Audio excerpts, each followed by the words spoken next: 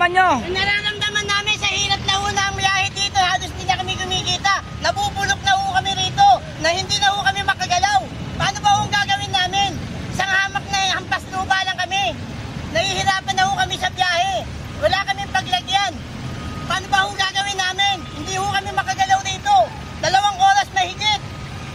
Nabubulok na ho kami rito. Nahihirapan na ho kami. Dahil sa basura. Ilang taon na kayo, tatay? Tay, ano na ako, 17 anyos, ngayon 60 na ako. Ito pa rin ba ang buhay natin? Oo, pare. Senior na ako. Paano ba ako nadadanaman namin? Kayo naman ang lumagay sa amin. Hirap na hirap kami. Lalo ngayon, ang hirap ng diesel, ang taas. Grabe, saan namin kukunin sa pang-araw-araw namin? Si Yormed sa Lunes pa uupo. Oh. June 30, tanghali. Sana naman, Yorme, ang pangako mo. yeah. Ito pa rin mo, para naman maibigay namin ang ano namin mga driver. Nahihirapan na kami, Yorme, tulungan mo naman kami. Hirap na kami rito sa biyahe rito. Ano po pangalan nyo, Manong? Ang pangalan ko, Ronnie lang po, Ronnie. Okay, salamat. Opo.